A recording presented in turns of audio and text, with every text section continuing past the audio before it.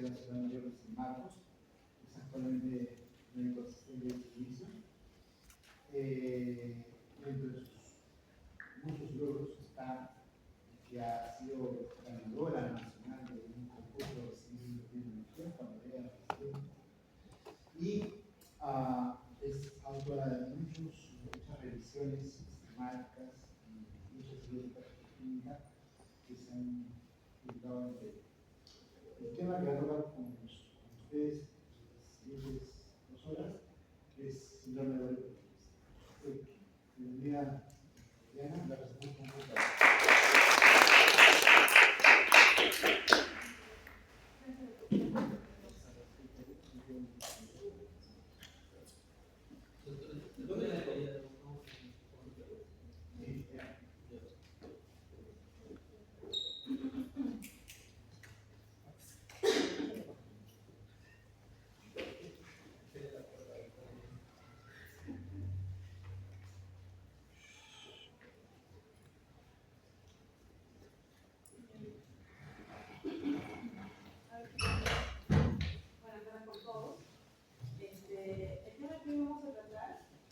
Básicamente evaluar sobre el sistema reproductor femenino. Entonces he tratado de primero hacer como una pequeña introducción para que ustedes se recuerden, ¿no?, de cómo es que trabaja el eje reproductor femenino, para luego entrar ya a los 2 temas que vamos a evaluar hoy día, ¿no?, que es síndrome de ovario poliquístico, que es una patología muy frecuente en la ginecología, en la fértil, vamos a ver bastantes, pero ustedes tienen que ser ginecólogos a verlo. Como médico internista también va a tener pacientes que van a ir a consultar, que tienen que ir a derivar o estudiar también solicitar, ¿no? Y el otro tema es hemorragia uterina disfuncional, ¿ya? Entonces, para que ustedes, bueno, recordar, ¿no?, sobre el eje hipotálamo, hipófisis, cólera, en este caso sería ovarios, ¿no? El hipotálamo, recuerden que libera una hormona que es la hormona liberadora de gonadotropinas, que es la GnRH, ¿correcto? Esa GnRH va a ir hacia la hipófisis, y en la hipófisis las células llamadas gonadotropinas van a liberar FSH y LH. ¿Cómo van a liberar una u otra? Va a depender de la amplitud y de la frecuencia de los pulsos de la GnRH, ¿no? Entonces se libera FSH y LH, esas van a ir a ovario para que el ovario sintetice ya sea estrógeno o progesterona según el ciclo menstrual, ¿no? Y estos estrógenos y progesteronas van a hacer un feedback ya sea negativo o positivo hacia el hipotálamo y el hipófisis para regular justamente esta secreción de FSH y LH. Además también hay otras hormonas que se sintetizan como la inhibina, la activina y la folistatina. En este caso la inhibina inhibiría la secreción de FSH para regular así el ciclo menstrual, y la activina estimularía la secreción de FSH y la folistatina inhibiría a la activina, haciendo de que disminuya la secreción de FSH y aumente la secreción de LH para así producir un pico a mitad del ciclo y se produzca la ovulación, ¿ya? Entonces, gracias a esas variaciones hormonales, ¿no?, vamos a ver aquí que se da el ciclo menstrual, para que ustedes recuerden. Los primeros días, entonces, de una mujer posterior a acá, se supone que tuvo su regla, ¿no?, su menstruación, su sangrado menstrual. Luego, en los primeros días, se comienza con la etapa o la fase folicular. En esta fase folicular hay al inicio una ligera elevación de la FSH y luego disminuye, pero progresivamente va a ir aumentando. ¿Para qué? Para que se vaya sintetizando de forma progresiva una mayor cantidad de estrógenos, ¿no?, de estradiol. Gracias a este pico de estradiol va a ocasionar que se produzca también a su vez un pico de LH. El LH de inicio fue baja, conforme fue avanzando los días del ciclo. A la mitad del ciclo, el día 14, se produce el pico de LH, perseguido previamente por un pico de estradiol y también de FSH. Gracias a este pico de FSH es que se produce la ovulación, ¿verdad? Sale el folículo hacia el endometrio para que sí pueda ver si es que pues, hay un espermatozoide que lo fecunda, ¿correcto? Luego de ahí de la ovulación, la LH baja, ¿no? Gracias a eso se produce la ovulación, baja la LH, también baja la FSH y los estrógenos también empiezan a bajar. En lugar de eso, empieza a sintetizarse más ya en esta segunda parte del ciclo, la segunda mitad, la progesterona, ¿correcto? Y la progesterona, ¿por qué es importante? En la primera mitad del ciclo menstrual, nos sirvió los estrógenos para que este endometrio se prepare y se dé una fase proliferativa negativa, ¿no? Empieza a engrosar cada vez más el endometrio. Ya cuando llega a la ovulación, se convierte ya en un endometrio secretor. ¿Por qué? Justamente empieza esta fase secretora gracias a la progesterona. ¿Para qué? Para esperar a un probable folículo fecundado que pueda implantarse y así producirse el embarazo, ¿verdad?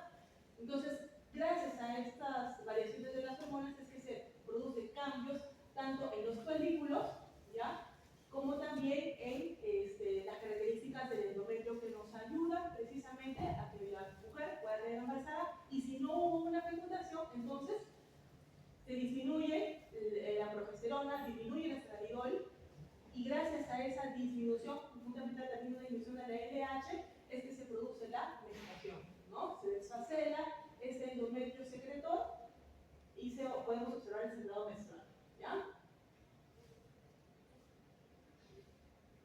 Entonces, esta imagen les puse más que todo para recordar cómo es que el óvulo, ¿no?, el folículo va desarrollándose.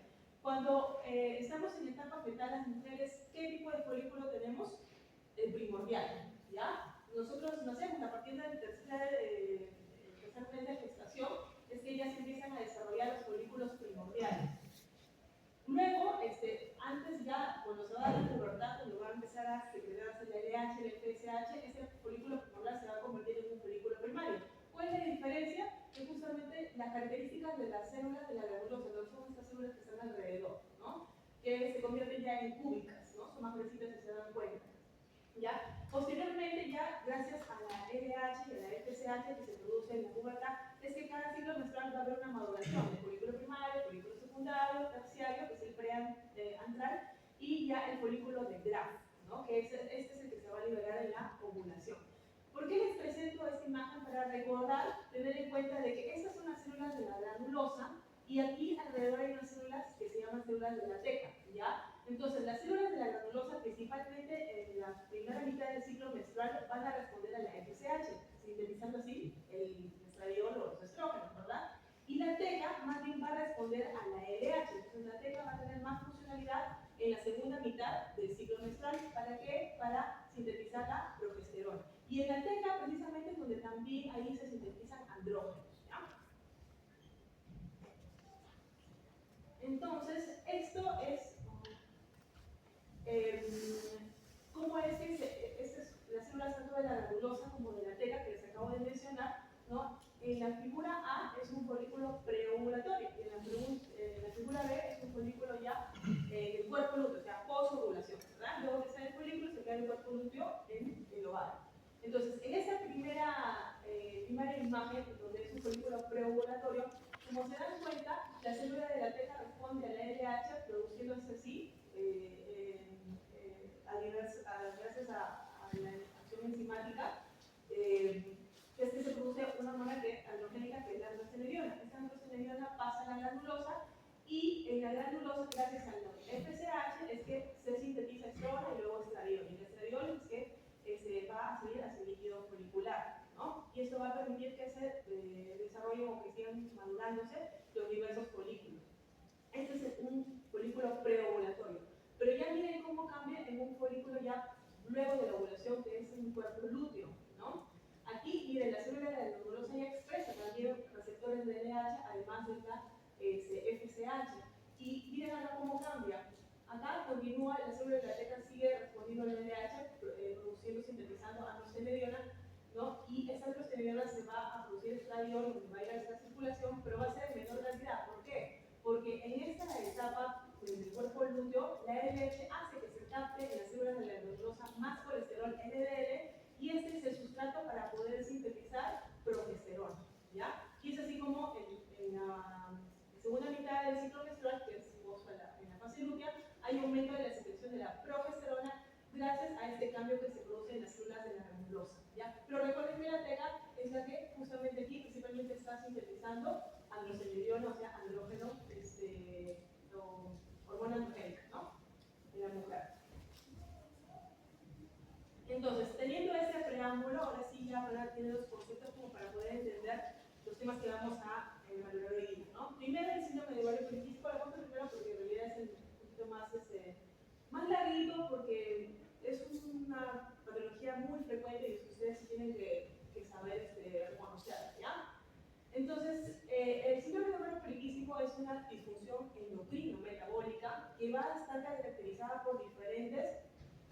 síntomas o características, ¿no?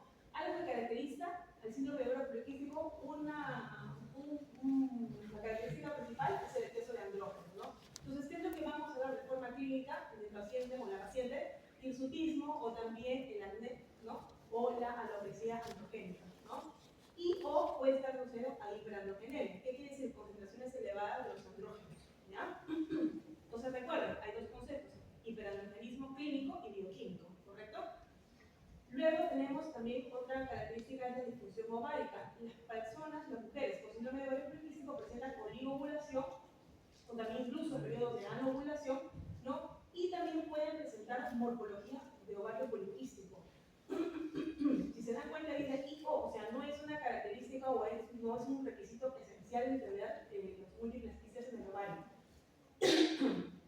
Y siempre tener en cuenta que debe de ser un descarte, no debe de haber otra causa que genere estos síndromes o estas características de hiperandrogenismo y de alteración ovárica. Es decir, no debe de haber o debe de excluirse una enfermedad renal, ovárica o hipoficiarial que precisamente cause irregularidades menstruales, ¿ya? O también exceso de andrógenos. La prevalencia del síndrome de ovario poliquístico va a cambiar de acuerdo a los criterios de definición que se utilizan. Actualmente vamos a ver que utilizamos los criterios de Roth, ¿ya? De todas maneras, es el desorden endocrino metabólico más frecuente en mujeres de edad fértil, ¿ya? Y el diagnóstico oportuno es importante. ¿Por qué? Porque este síndrome se va a asociar a diversas complicaciones reproductivas, incluso oncológicas y también metabólicas.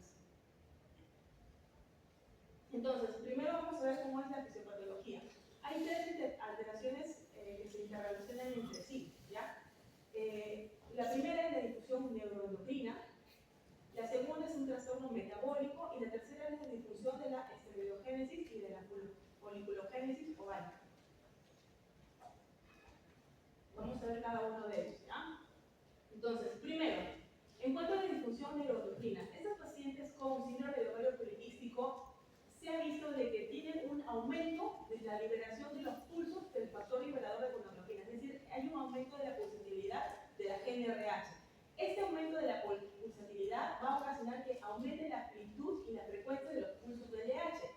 Al producirse esto, va a haber una disminución de la secreción de la FSH, ¿no? O de repente se mantiene normal, pero inapropiadamente normal, porque recuerden que en el ciclo debe haber un cierto pico de FSH para que posteriormente se eleven los estrógenos y ese pico de estrógenos conlleve así al pico de LH para poder asociarse a la ovulación, ¿no? Entonces, lo que se produce en estas pacientes con síndrome de ovario poliquístico es que hay un aumento importante de la secreción de LH. Recuerden que dije que la LH actúa en la teca, ¿verdad? Y la teca se producía andrógenos. Entonces, al ver el aumento de la LH, hay un aumento de la producción de andrógenos y estos andrógenos inhiben la maduración folicular y por lo tanto, al disminuir la maduración folicular, no se produce ese pico de estradiol que necesitamos para que eleve la LH y se dé la ovulación, ¿verdad? Por lo tanto, es verdad, hay un aumento de estrógenos pero de forma acíclica, porque recuerden que debería haber un pico de estrógenos necesario para la ovulación, para que se produzca la ovulación. Como no hay ese pico, entonces la mujer va a estar en anovulación, ¿ya? Y por lo tanto, pues hay una disminución de la progesterona porque nunca se va a producir la ovulación. Recuerden que la ovulación se da después, el aumento de la progesterona se da después de la ovulación, ¿verdad? Estos aumentos de estrógenos de forma acíclica y la disminución de la progesterona va a ser un feedback positivo precisamente a la GnRH para que aumente la pulsatilidad del H y así se perpetúa ese círculo vicioso, ¿ya? A su vez, este aumento de estrógeno y esta disminución de progesterona también hace un feedback positivo hacia el aumento de la secreción de LH y por lo tanto la paciente con síndrome de ovario poliquístico va a seguir con el incremento de la producción de andrógenos y con la anovulación. Ahora, la segunda disfunción metabólica. Las pacientes con síndrome de ovario poliquístico se mencionan de que más del 50% tienen resistencia a la insulina. Y hay una teoría, ¿no? Acá se menciona de que la disfunción hipotalámica, que mencioné que aumenta la secreción de GnRH, se menciona de que es secundaria al aumento de andrógenos y también al aumento de insulina. Es decir, que la insulina participaría en el aumento de la producción de andrógenos también. ¿Cómo se menciona o cómo se produce esto? Esta hiperinsulinemia, que se da por resistencia a la insulina, hace de que aumente la producción de andrógenos tanto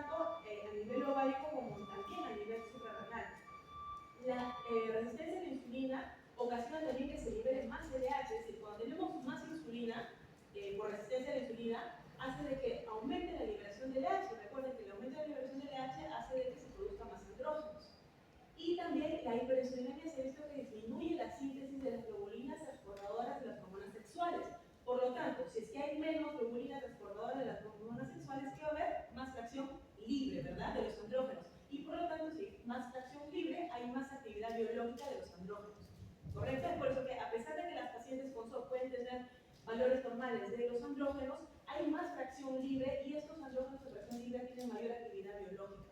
Es por ello que pedimos en la evaluación, vamos a ver posteriormente, de preferencia testosterona libre. ¿Ya?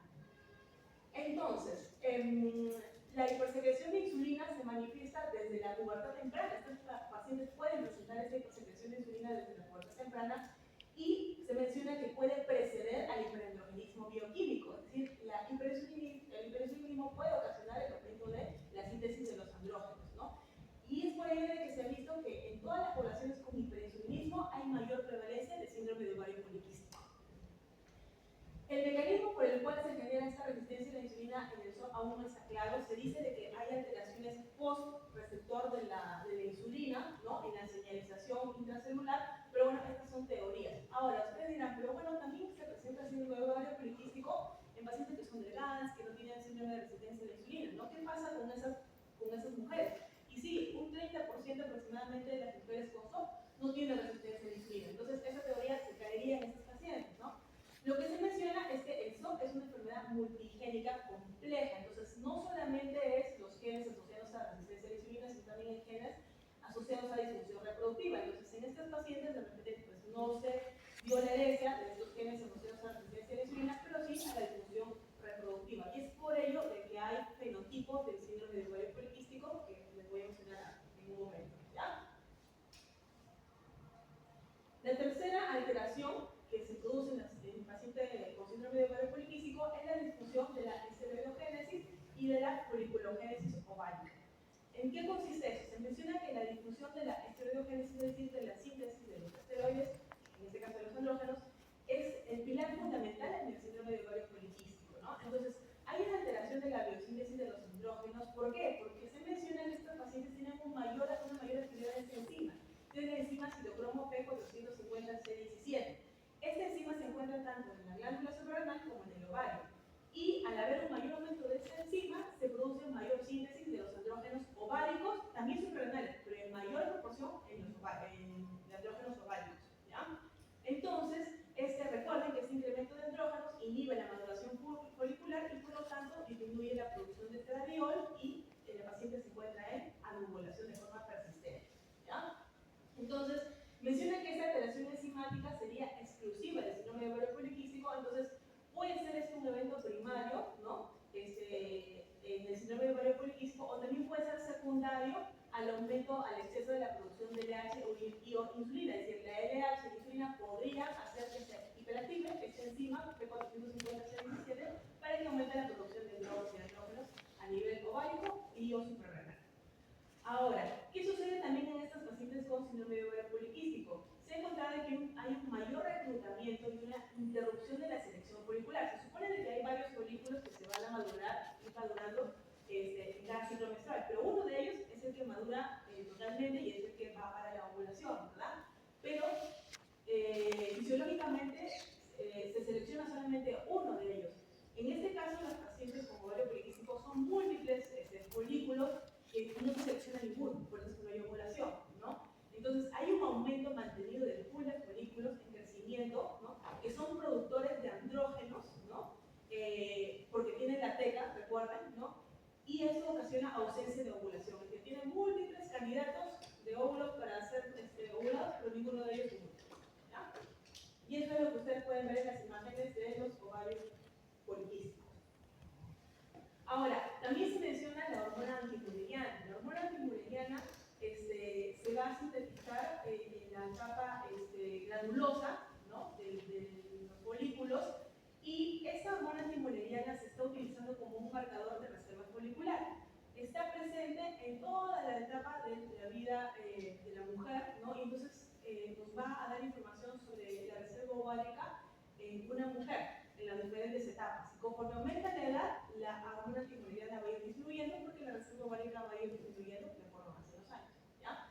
¿Qué es lo que se ha encontrado? Que esa hormona antimureriana hay una relación entre la testosterona con esta hormona. Entonces, mientras más hormona o aumenta la concentración de testosterona, hay aumento también de la concentración de hormona antimureriana, ¿no? Entonces, también sería un parámetro que podríamos tomar en cuenta en el síndrome de ovario poliquístico. Se están valorando estos parámetros, estos puntos de corte, para determinar que hay un mayor riesgo de síndrome de ovario poliquístico.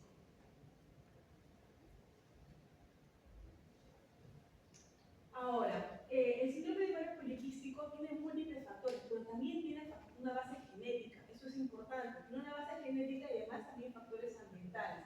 Los factores ambientales tienen que ver con la resistencia a la insulina, el hiperinsulinismo, es decir, una paciente que de repente tiene una mala dieta, aumenta de peso, aumenta la resistencia a la insulina y vimos que la resistencia a la insulina fue un factor importante en la producción de andrógenos, ¿correcto? Entonces, la obesidad, también los eventos que ocurren en la vida intrauterina, es decir, una mujer que está embarazada y que tiene hiperandrogenismo o que presenta diabetes gestacional o hay un exceso de peso ganado importante durante el embarazo, hace que justamente por este hiperinsulinismo también presente el hiperinsulinismo y por lo tanto hay una mayor producción de andrógenos y el feto está expuesto a mayor concentración de andrógenos y la programa, si es un feto mujer, la programa hacia un uso posteriormente en su edad adulta, ¿ya? El síndrome de ovario poliquístico va a estar presente, miren, desde la etapa fetal, que se va a desarrollar, hasta la etapa de la posmenopausia, ¿ya? Entonces, en la etapa fetal, como les mencionaba, puede haber un escenario donde la madre, ya sea por aumento de peso, y resistencia a la insulina importante, esto hace de que se cree un ambiente de hiperandrogenismo. Y eso hace que se dé la programación, la activación del síndrome de ovario poliquístico, ¿no? Y los niños con esta alteración pueden nacer incluso con bajo peso al nacer, ¿ya? Y van a tener eso en la adolescencia, en la edad reproductiva, en la menopausia, la posmenopausia. Las características clínicas de la paciente con síndrome de ovario poliquístico van a cambiar. Entonces, a nivel de la etapa neonatal, puede haber un bajo peso al nacer, pero ya en la adolescencia, ¿qué características o qué repercusiones vamos a encontrar por SOP? ¿No? Puede haber una adrenalgia prematura, puede haber clínica de hiperandrogenismo, es decir, las púberes presentan acné de forma importante, alteración del ciclo menstrual, ¿no? Infertilidad en esa etapa. Y conforme pasen los años, ¿no? Conforme avance la edad, estas alteraciones también van a ir hacia una probable diabetes, dislipidemia, elevación de la presión y obesidad. Y ya en la etapa de posmenopausia, ¿qué repercusiones podemos tener por ovario poliquístico? Enfermedad cardiovascular, carcinoma endometrial. ¿Por qué se da el carcinoma endometrial? ¿Por qué creen?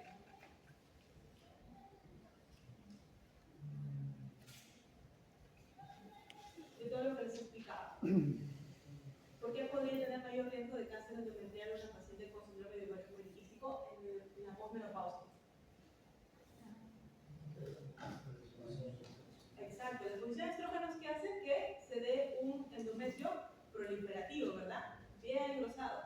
Entonces, estas pacientes por tener ese endometrio engrosado que no se descama porque hay una ovulación, ¿no? Entonces tienen más riesgo de hiperplasia endometrial y posiblemente evolucionar a cáncer de endometrio, ¿ya? Y además de progesterona, recuerden que la progesterona inhibe justamente o es un mecanismo de protección frente al cáncer de endometrio. Por eso cuando damos anticonceptivos orales, una paciente que tiene útero tenemos que dar estrógenos y también un progestágeno, ¿ya? Para evitar o disminuir el riesgo endometrial. Cáncer de mama. El ovario poliquístico de por sí no está relacionado con cáncer de mama, pero sí está asociado, ¿por qué? Porque la obesidad, ¿no? Ocasiona mayor riesgo de cáncer de mama, ¿ya? El exceso de peso. Y también estas pacientes, como están en ovulación, tienen infertilidad y el no tener paridad, no tener gestaciones, también aumenta el riesgo de cáncer de mama. Vamos a ver el diagnóstico, entonces, para decir si una paciente tiene o no tiene síndrome de ovario poliquístico. Aquí hay tres consensos importantes, ¿no? Que se tienen como antecedentes. Este es el Instituto Nacional de la Salud, este es los criterios de Rotterdam y este es la Asociación del exceso de andrógenos, ¿no? Entonces, estos, si se dan cuenta, los parámetros en realidad son los mismos. Miren, la menstruación irregular, que es la olivo o la anovulación, ¿no? El hiperandrogenismo bioquímico o clínico, ¿no? Y también los ovarios, las múltiples quistes en los ovarios, que en el Instituto Nacional de la Salud, eso, si se dan cuenta, pues no lo toman en cuenta, no solamente tienen irregularidad menstrual o alteración menstrual y el hiperandrogenismo bioquímico o biológico clínico, ¿no?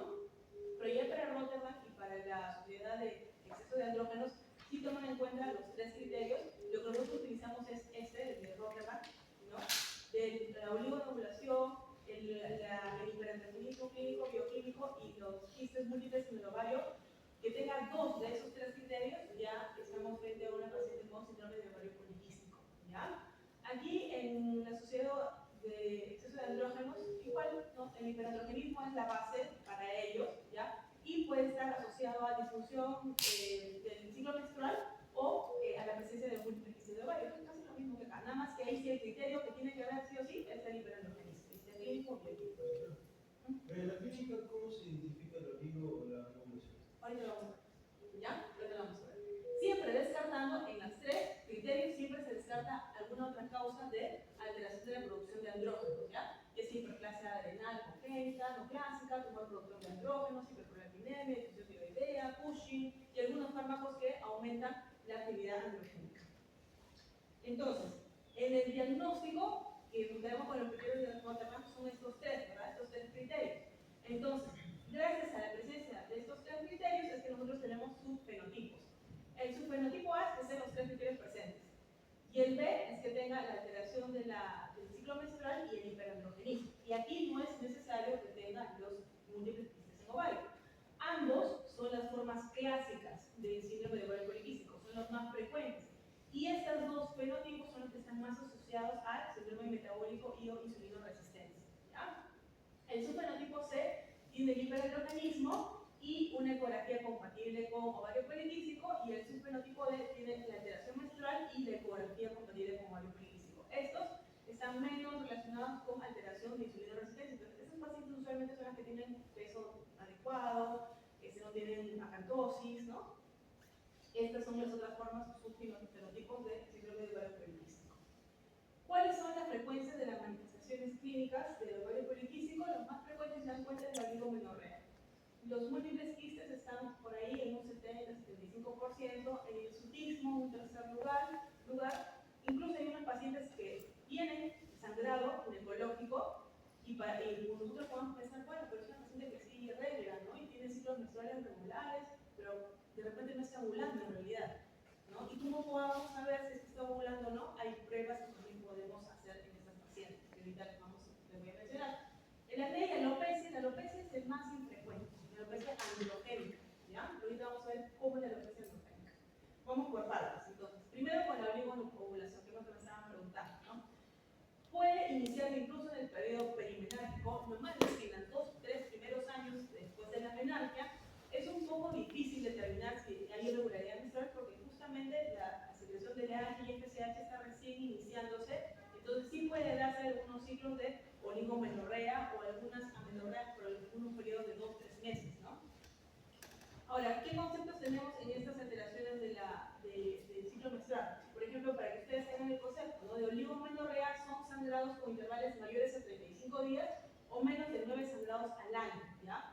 Esto evaluado a partir del tercer año posmenarquia, ¿ya? Cuando es antes, entre el primer y el tercer año después de la menarquia, o sea, bien cercanito de la menarquia, se menciona que hay que tener mucho cuidado con este valor. Entonces, usualmente en estas pacientes jóvenes que recién han venido su menarquia, hay que tener cuidado con el diagnóstico de síndrome de ovario poliquístico, ¿ya?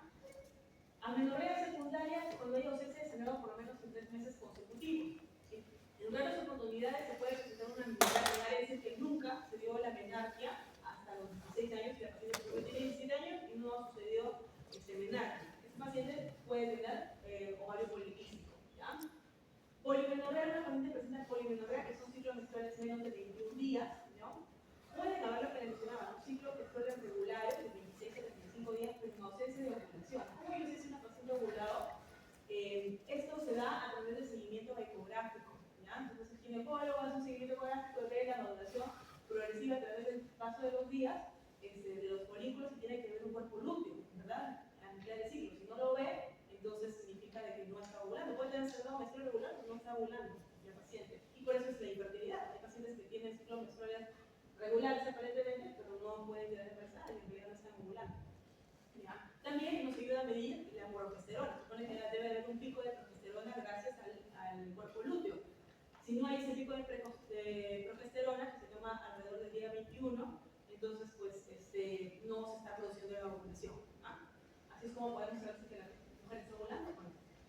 Y también estas pacientes pueden presentar adrenarquia prematura o una pubertad precoz, ¿no? Y esto puede ser incluso el debut del síndrome de ovario poliquístico. Puede haber episodios de metrorragia disfuncional, pero ¿eso por qué? Porque hay un sangrado excesivo que es fuera del ciclo, pero es por la hiperplasia endometrial. Como se muestra tanto el endometrio, se descama solo porque ya está muy gruesito, ¿no? Y eso va a estar independientemente del ciclo menstrual. Y puede durar varios días, incluso semanas. Mientras más tiempo haya estado sin sangrado menstrual, más sangrado puede tener cuando tenga ese episodio de sangrado por descamación del endometrio, ¿ya? Y bueno, esas personas, estas mujeres también presentan infertilidad. Respecto al hiperandrogenismo, ¿cómo evaluamos el hiperandrogenismo? ¿Cuáles son las manifestaciones clínicas de hiperandrogenismo en los pacientes con síndrome de ovario poliquístico? Son tres, recuerden: hirsutismo, acné y alopecia androgénica, ¿ya? De estas tres, ¿cuál es la más frecuente? El hirsutismo, ¿ya? Y esa se toma como la manifestación clásica de hiperandrogenismo. ¿Y cómo diferenciamos entre un hirsutismo y una hipertricosis?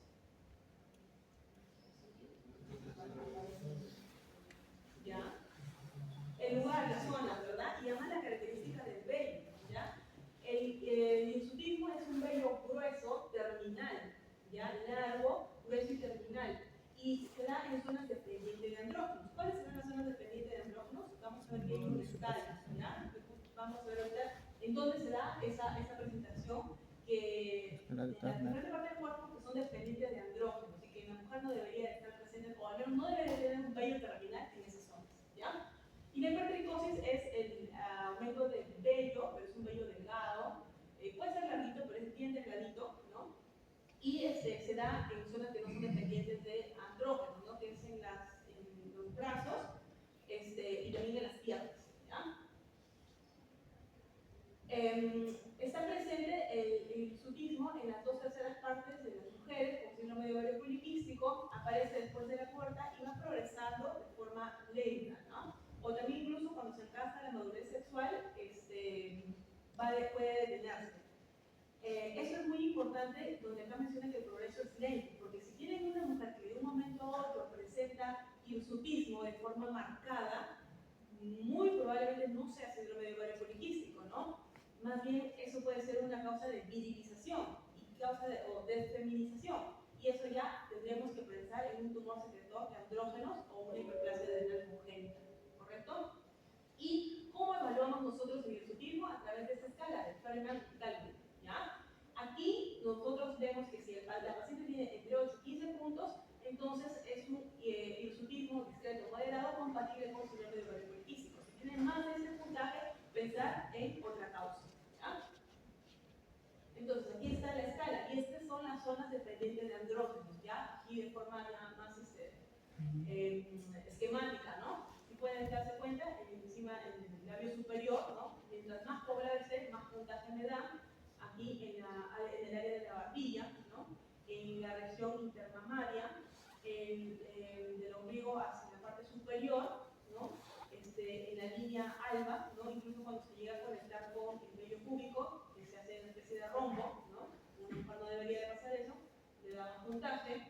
El vello en los antebrazos, ¿ya? No en los brazos. Recuerden, el brazo no depende de hormonas, en los antebrazos sí. En los músculos, no en las piernas, en los músculos, ¿ya? Te da más puntaje. En la espalda y también en la región lumbar y glúteo, ¿ya? Entonces, todo esto nosotros vamos, la paciente que tiene la evaluación, determinamos el puntaje y vemos cuánto tiene, ¿ya? Ya sea de mayor a 8 es positivo para hiperandrogenismo clínico con hirsutismo, ¿no? Y eso es lo que les mencioné, ¿no? ¿Cuál es la diferencia entre vello y el vello terminal, el pelo terminal, ¿ya? Que está relacionado, el pelo terminal, con hirsutismo, y el vello, pues, es simplemente hipertricosis, ¿no? O en los bonitos, cuando recién nacen, es el alugo, ¿no? Y esta es la alopecia androgénica, ¿ya? La escala que se suele evaluar es esta escala de Ludwig, ¿ya? Donde hay un grado 1, donde la pérdida de cabello en la región coronaria, ¿no?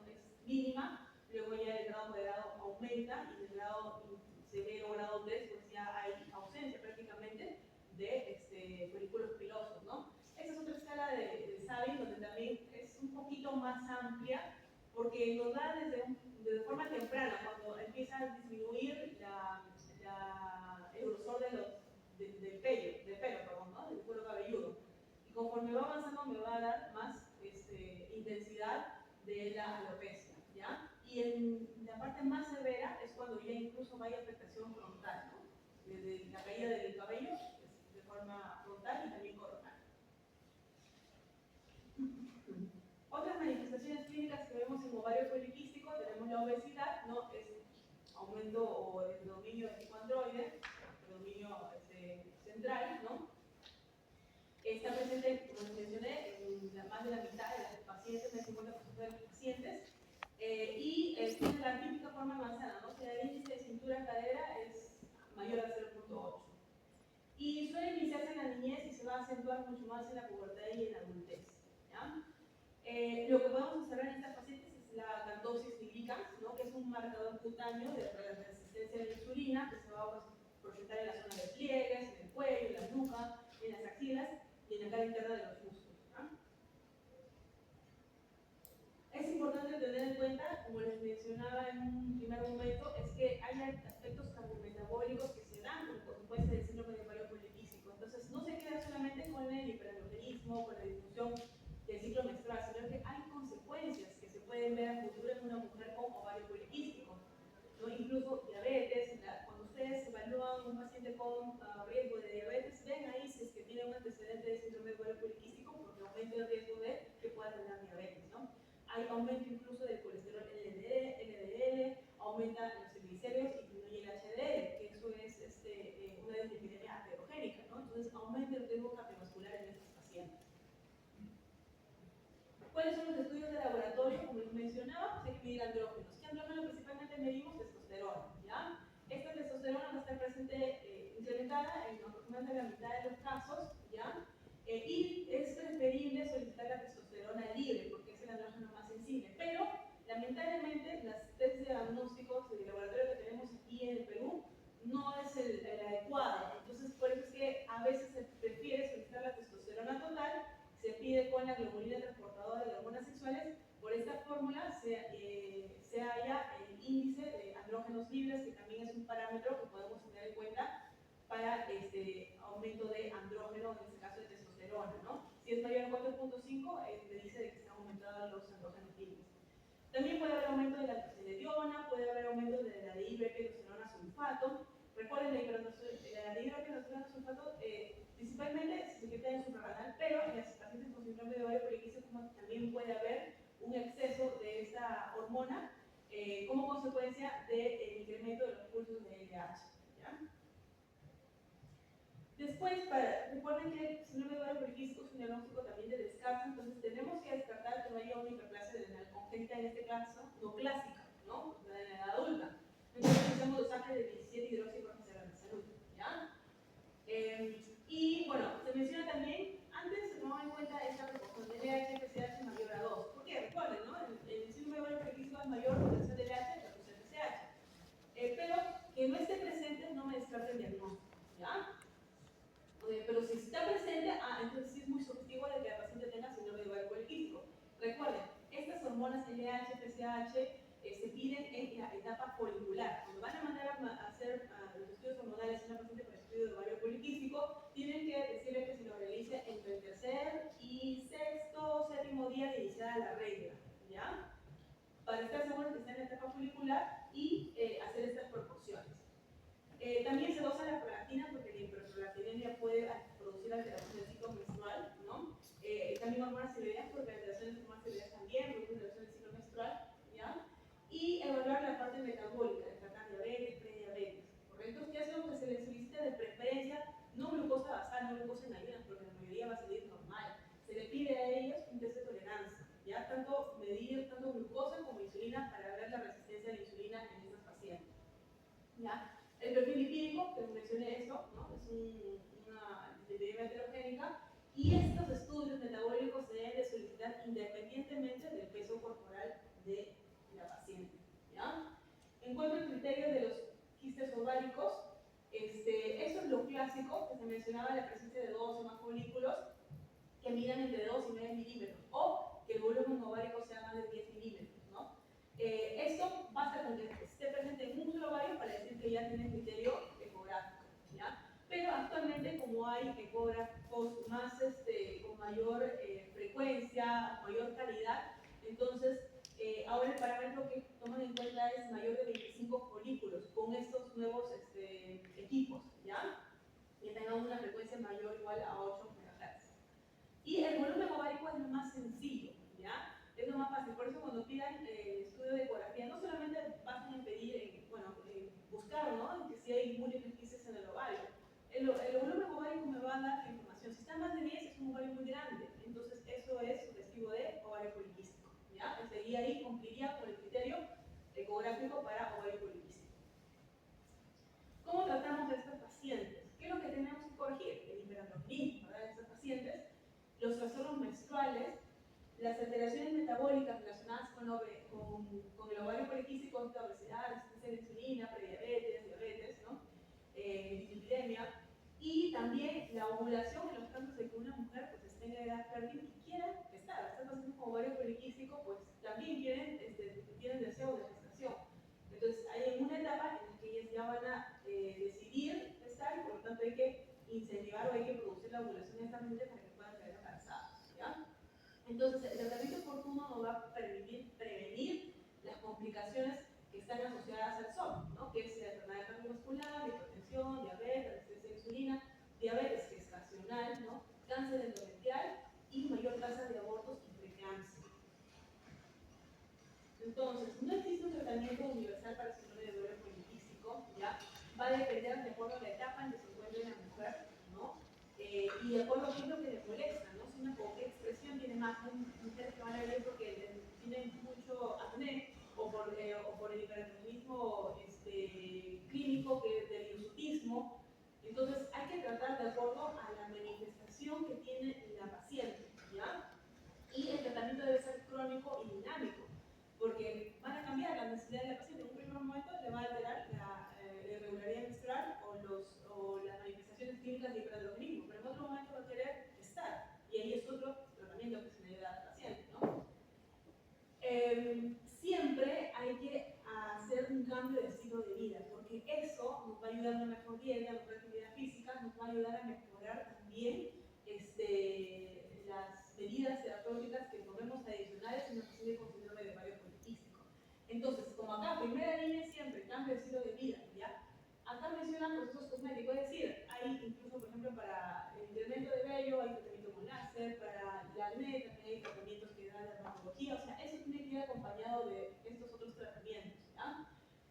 Y preguntamos a la paciente, ¿desea fertilidad o no desea, o tiene que ser interesada en la fertilidad? Si está interesada en quedar embarazada, ahí sí hay que propiciar la ovulación, ¿no? Que es otro tipo de tratamiento. Pero si no desea gestar, entonces hay que ver, ¿tiene contraindicaciones para uso de anticonceptivos? Es que no lo tiene, entonces puede usar estos de acá, ¿no? Que son estrógenos combinados con progestinas que son antiandrogénicas, ¿ya? Ahí está la cicloterona, la testosterona, la clornalinona, y también, si es que con esto no mejora, ¿no? Y sigue el hirsutismo, o en este caso el acné, entonces se puede agregar otro antiandrógeno, ¿no? Que puede ser finasterida, espironolactona o cicloterona, que se da por sí solo, sin combinación de estrógenos, ¿ya?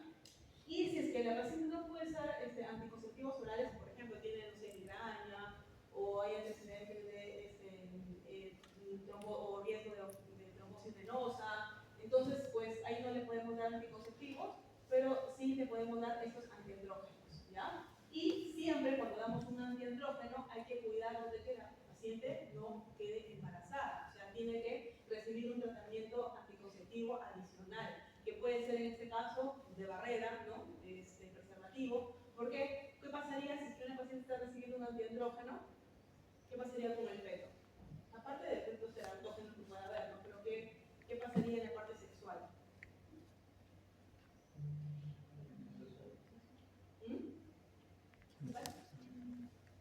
¿Usted considera que puede tener mayor riesgo a tener síndrome de ovario poliquístico en el adulto? Sí, ¿qué pasa si es que la paciente con uso le estoy dando un antiandrógeno y queda embarazada? ¿Qué es eso de acá? Si el fetito es válido, lo vamos a feminizar. Bien. Entonces, en la mujer que no desea embarazo, el tratamiento va a estar orientado a corregir esta hiperandrogenemia, las manifestaciones cutáneas, es decir, bajar la concentración de los andrógenos y además disminuir las manifestaciones clínicas del hiperandrogenismo, ¿no? El pico, la acné y la alopecia. Los trastornos menstruales también, hacerlos regulares, ¿no? Y también tratar las alteraciones metabólicas, ¿ya?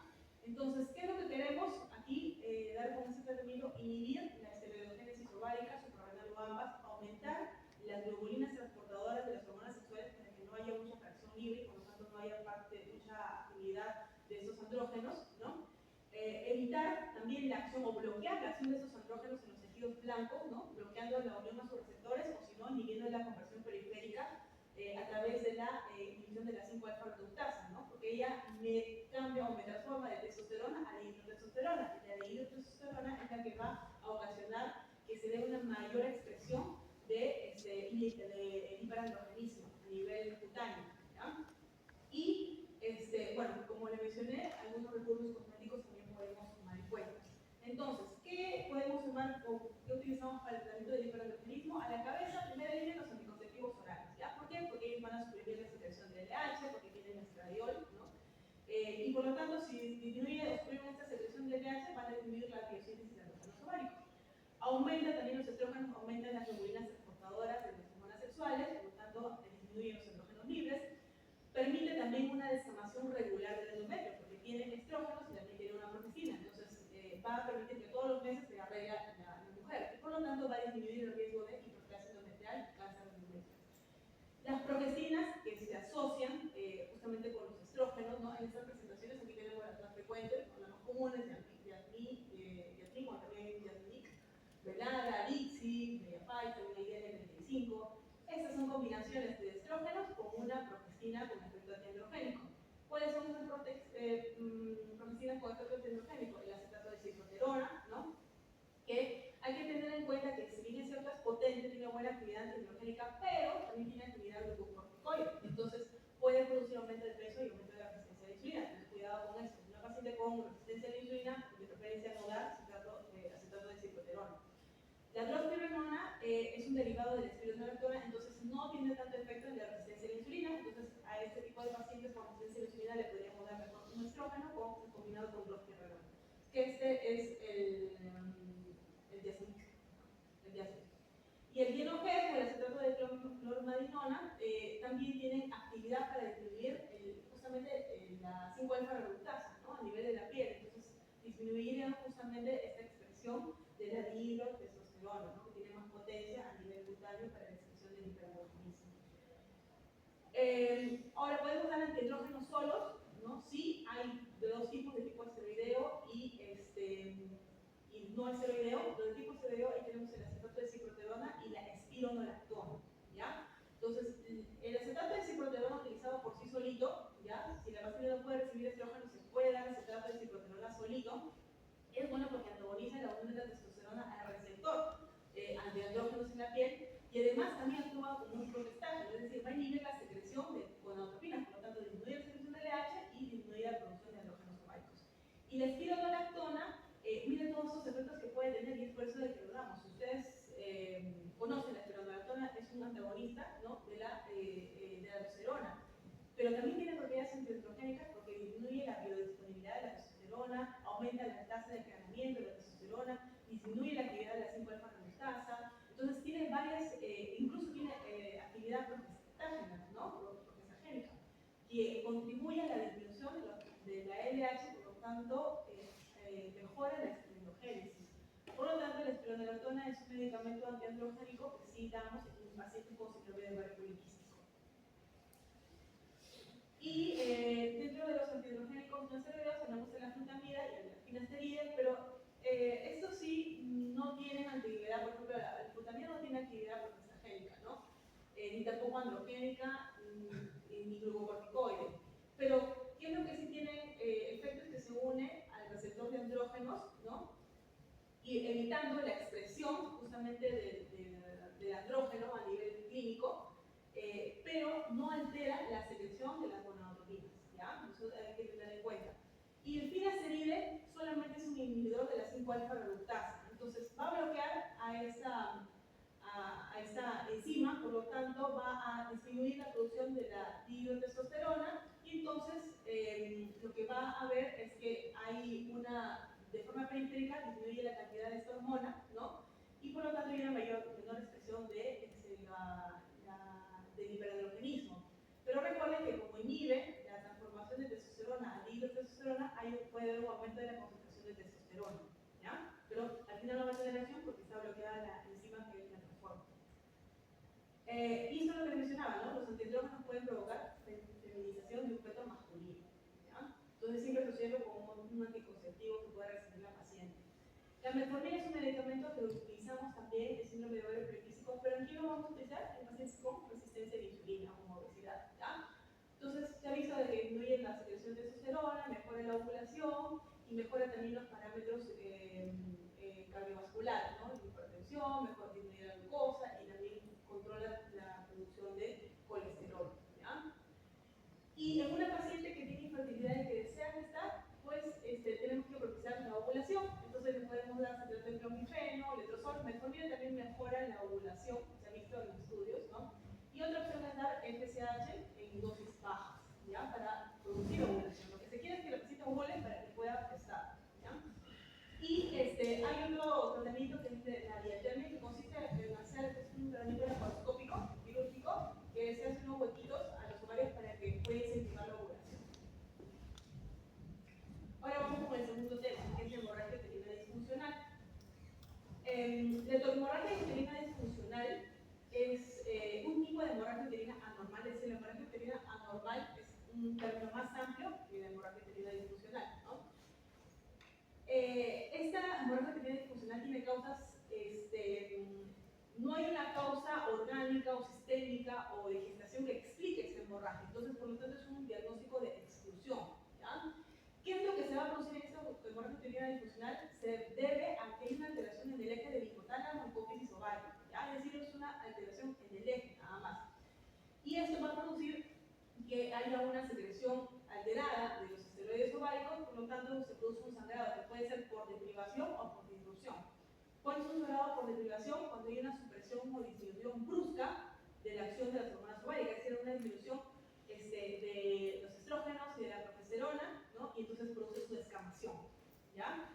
Y por disrupción es que es el mecanismo más frecuente de la hemorragia uterina disfuncional y se produce por una acción mantenida durante largo tiempo de las hormonas ováricas, del endometrio. Es decir, hay, por ejemplo, constante secreción de estrógenos, ocasiona de que se engruece el endometrio y por descamación, por disrupción, presenta la mujer sangrado disfuncional. ¿Cuál es el sangrado uterino normal? La periodicidad que se da es entre 28 más o menos 7 días, ¿ya?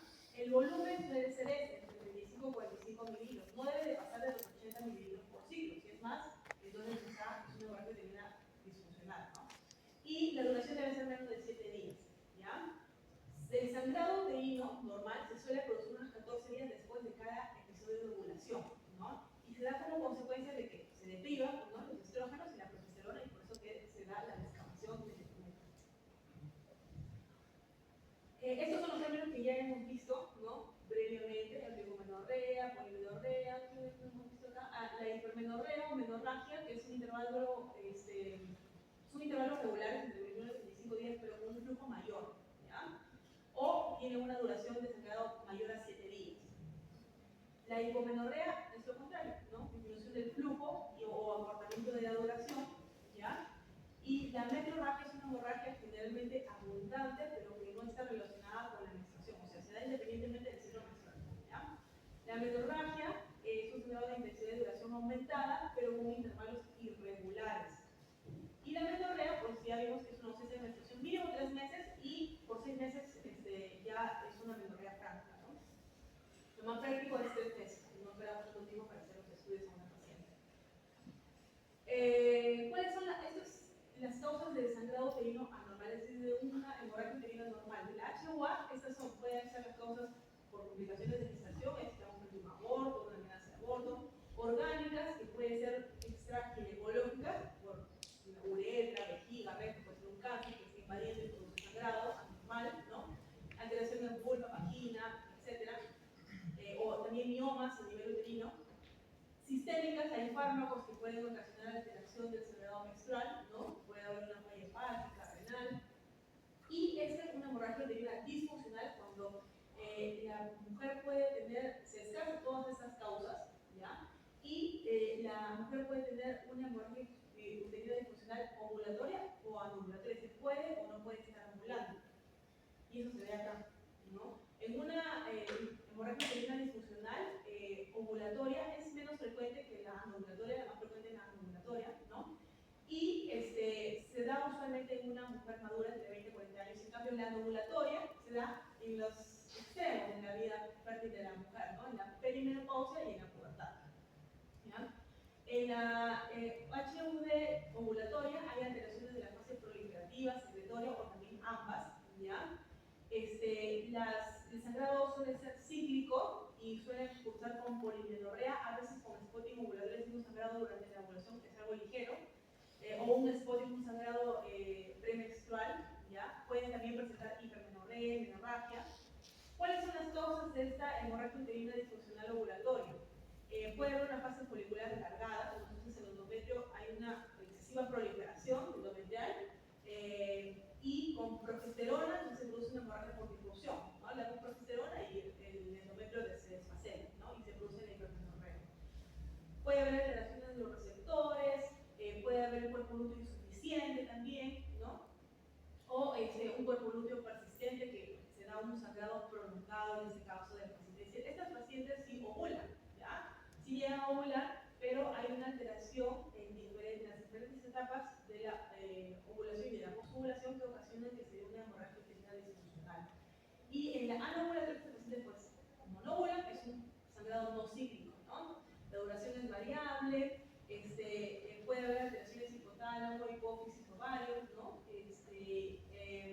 Puede ser incluso como consecuencia de disminuciones bruscas de peso. Por ejemplo, hay unas mujeres que tienen competencias a nivel internacional, ¿no? Que tienen que bajar de peso de forma intensa o tienen bastante actividad física, ellas presentan anovulación y pueden tener sangrado por disrupción, ¿no? En ciertos momentos de su periodo, de su ciclo menstrual.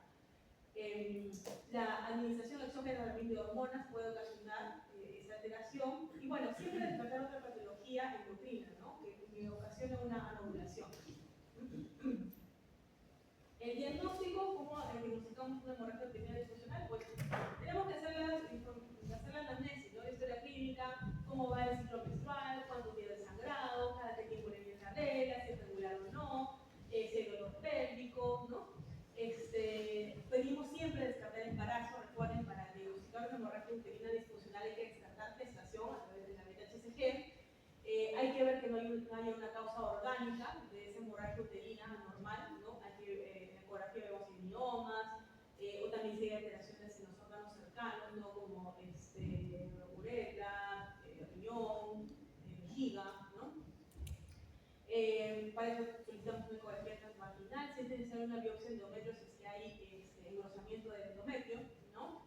Y ya de repente si es necesario hacer histerosonografía, ¿no? Hacer algunos estudios de población para descartar las otras causas. Recuerden que el hemorragia uterina disfuncional es descartando causas orgánicas y causas sistémicas, ¿ya? Tener en cuenta que el grosor normal del endometrio es menos de 4 milímetros. Hay sospecha de hiperplasia endometrial cuando es más de 10, ¿ya? Y sospechar carcinoma de endometrio cuando es más de 20. Entonces, en la hemorragia uterina disfuncional, ¿cómo hacemos el abordaje? Si estamos frente a una niña, pues podemos hacer un examen bajo anestesia para ver vagina a nivel externo, o también a través de una ecografía pélvica, no ver útero o ovarios, ¿no? Y en una mujer ya adulta, en edad fértil, adolescentes, pedimos beta-HCG. Si está positiva, pues es una hemorragia por una complicación del embarazo, puede ser un embarazo de aborto, un nuevo recurso, ¿no? Y si es negativa, pues hacemos todos los estudios del examen físico, ecografía transvaginal, causa orgánica, ¿no? Si es una causa orgánica, tenemos que hacer estudios de serosonografía, seroscopía, etc. Y si es que todo está negativo, es una hemorragia de origen ya sea hematológico o endocrina, pedimos el perfil de coagulación, si sale todo bien, entonces es una causa lógica, ¿no? Y para eso pues podemos dar tratamiento. ¿Y cómo es el tratamiento? Si no requiere anticoncepción, entonces podemos dar ácido tranexámico, ¿ya? Y si es que requiere anticoncepción, ahí en la cabeza los anticonceptivos orales porque me va a ayudar a que los ciclos sean regulares. Recuerden que los anticonceptivos tienen tanto estrógenos como progestágenos, entonces me va a ayudar a regularizar los periodos menstruales, ¿ya? Se evalúa si es que es ineficaz en los 6 meses, se puede agregar ácido tranexámico, ¿ya? Y si no, con eso no mejoramos, ya tratamiento quirúrgico.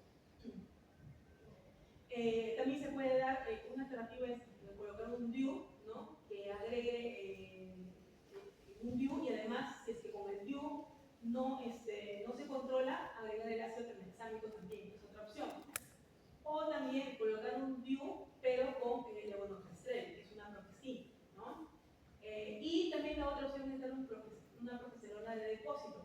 Si es que todas estas medidas son ineficaces, entonces el tratamiento va hacia el quirúrgico, ¿no? Incluso puede haber la embolización de las arterias uterinas para evitar que no siga sangrando la paciente, o incluso podemos ir a la histerectomía. Y eso sería todo.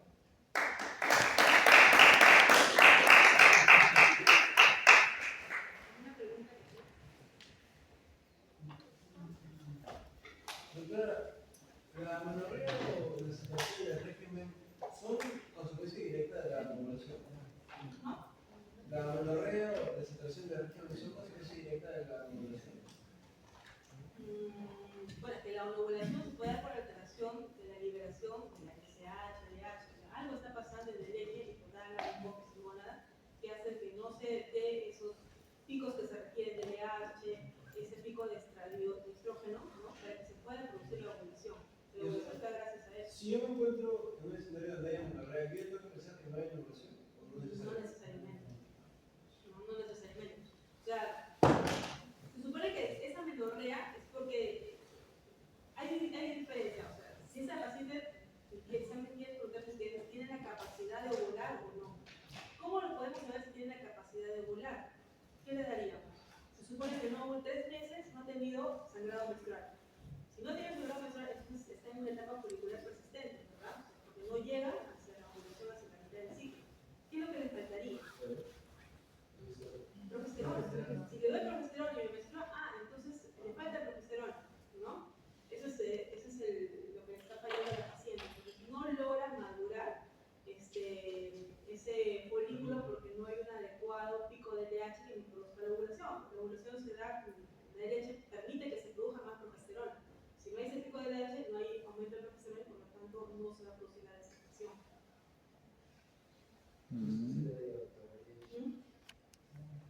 ¿Cómo? No, le damos progesterona. Para que hay pacientes, por ejemplo, de que no ovulan porque no tienen ese pico de LH, entonces nunca tienen progesterona. Para hacerlo que menstrue, se le da progesterona. La hidroxiprogesterona se le da a partir del día 21 por 5 a 10 días y ahí sangra.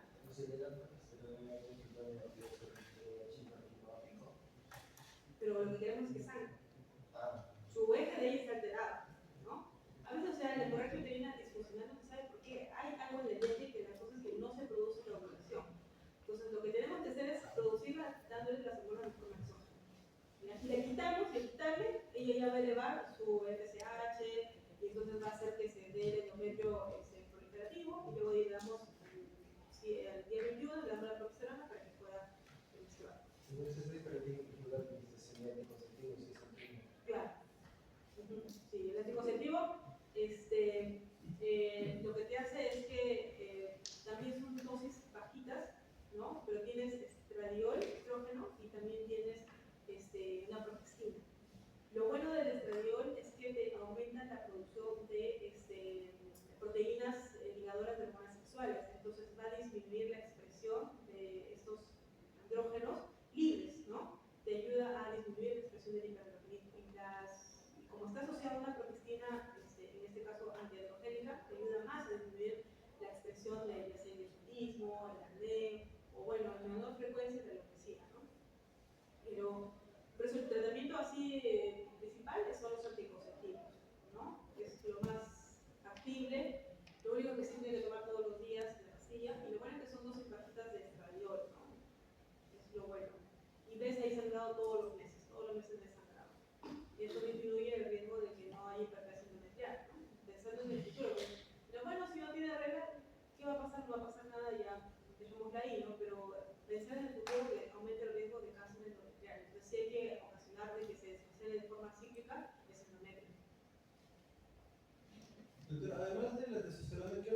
testosterona, en este caso femeninas, debería ser lo más importante en usar.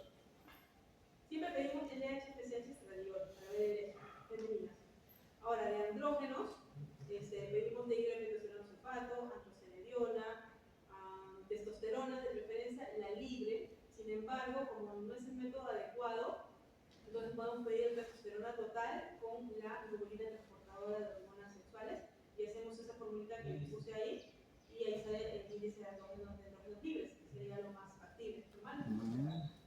Sí tiene cierto costo, entonces en clínica sí, yo sí lo solicito y sí puedo obtener ese dato, ¿no? Pero acá no tenemos ese reactivo, entonces nos quedamos con testosterona. Es más, acá es testosterona total, nada más, ¿no?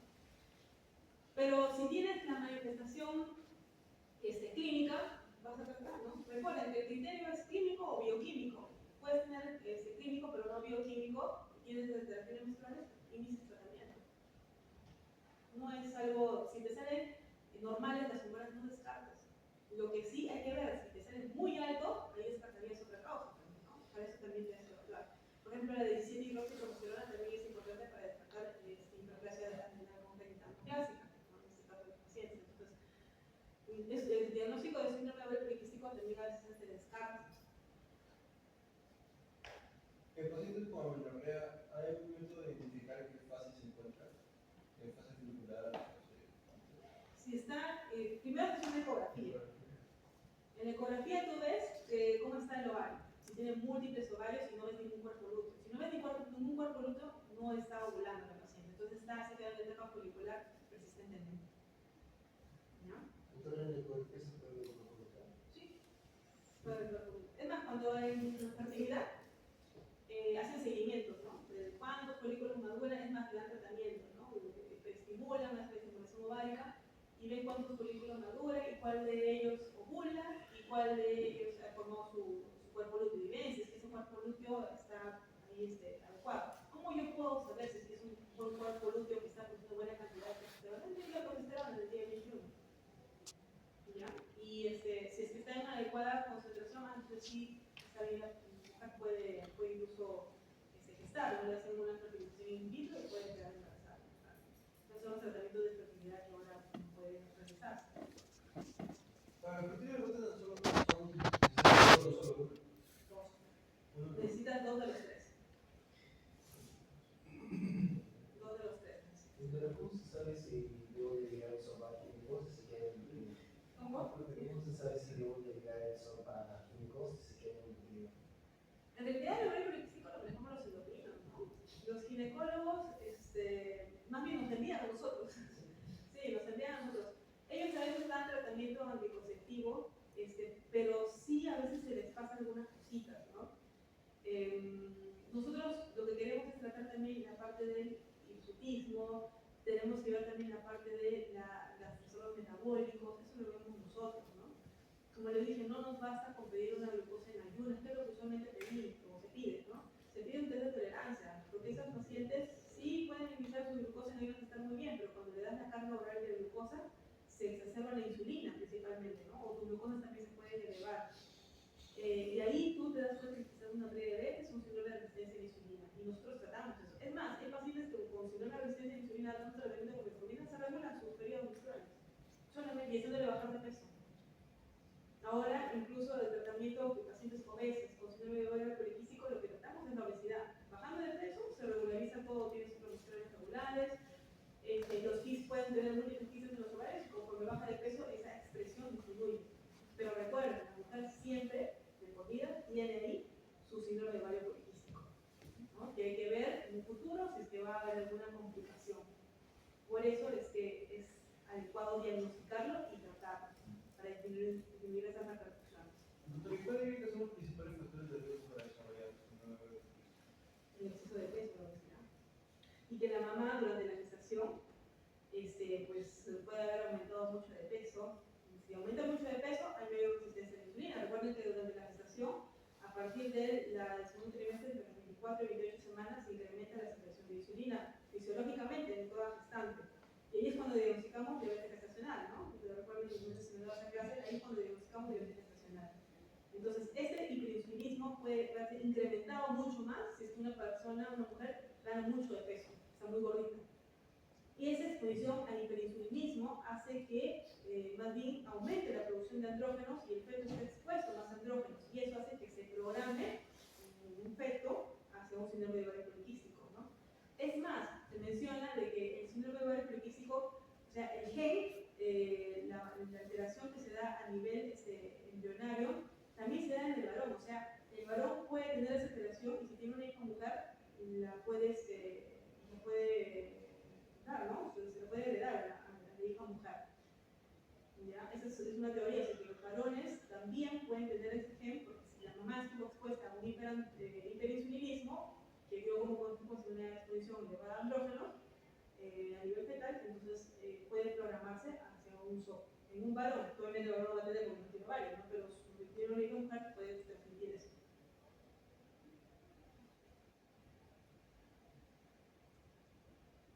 Y recuerda también que es bastante ayuda, no solamente es la parte endocrinológica, ¿no? No solamente ya damos anticonceptivos, y con anticonceptivos mejora ya agregamos espironolactona, porque han visto que la espironolactona tiene bastante efecto a nivel de la síntesis y también de la expresión de andrógenos, ¿no?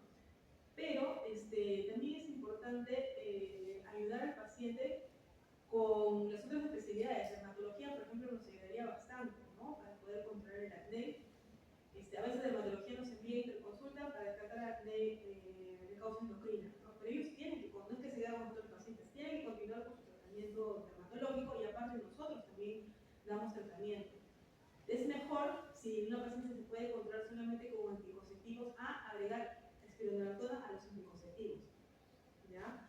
Porque el espironolactona es un diurético, igual hay que medir electrolitos, potasio, por ejemplo, ¿no? Para ver si en algún momento hay una alteración electrolítica.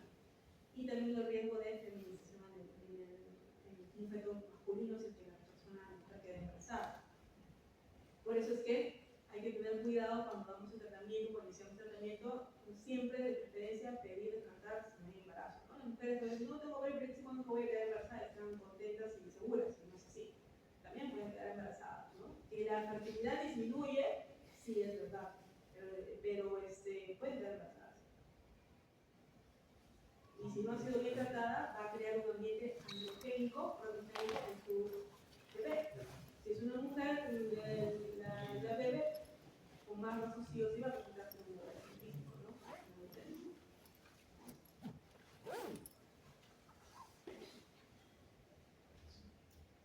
Bien, chicos, espero de que haya quedado claro, ya, que tengan algunos conceptos.